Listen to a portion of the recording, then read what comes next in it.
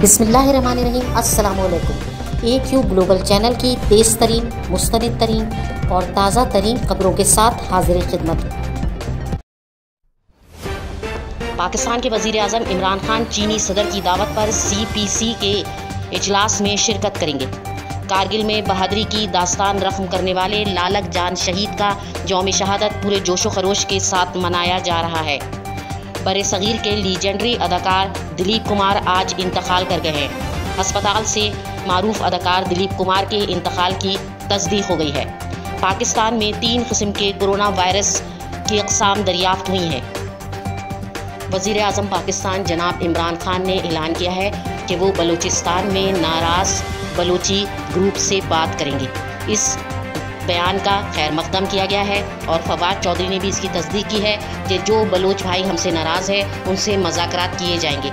इमरान खान ने कहा है कि बलूचिस्तान में भारत की दहशतगर्दी जारी है, चुनाचा जो बलूचिस्तान के लोग उनको सही समझते हैं और भारत की दहशतगर्दी में उनका हाथ बटाने के लिए मुल्क से गद्दारी कर रहे हैं, हम उनसे भी बातचीत के लिए तैयार हैं ताकि वो हमें बताएं कि उनके मसाइल क्या हैं और आखिर किस वजह से वो मुल्क के ख़िलाफ़ उठ खड़े हुए हैं। इस बयान का बैनुल-अक़वामी तौर पर और मुल्की तौर पर खैर मकदम किया गया है और इमरान खान के इस बयान को काफ़ी सराहा जा रहा है। ख़ुद बलोच तबके की भी एक बहुत बड़ी तादाद ने इस बयान का खैर मकदम किया है और कहा है कि इसके बाद बलूचिस्तान में बेहतरी के इम्कानात मज़ीद रोशन हो जाएंगे।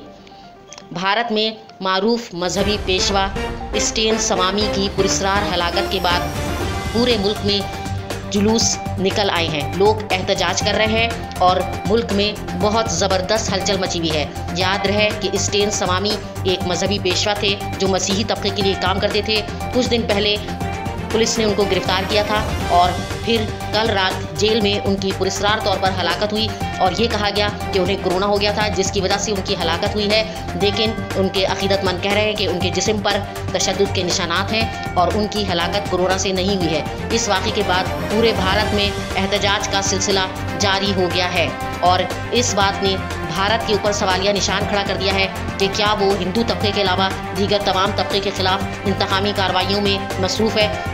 इंटरनेशनल तौर पर भी भारत के इस फेल की शदीद तरीन मज़म्मत की जा रही है, मगर भारत की जानिब से अभी तक कोई वाज़ेह बयान सामने नहीं आया।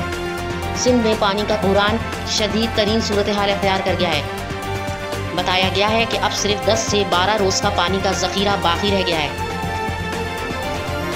मारूफ ओलंपियन नवीद आलम जो अपने वक्त में पाकिस्तान के लिए बहुत कारनामे सर अंजाम दे चुके हैं, इस वक्त कैंसर के मर्ज़ में मुब्तला हो गए हैं और वज़ीर तालीम पंजाब ने ख्वाजा सराओं के लिए स्कूल खोलने का ऐलान किया है। उन्होंने ऐलान किया है कि ख्वाजा सराओं के स्कूल में टीचर भी ख्वाजा सराई होंगे ताकि इस तबके के लिए नौकरी के मौक़े ढूंढे जा सकें। उनके इस इक़दाम को मुल्क भर में बहुत सराहा जा रहा है। इस वक्त AQ ग्लोबल न्यूज़ में बस इतना ही। जुड़े रहिए हमारे साथ ताज़ा तरीन खबरों के लिए।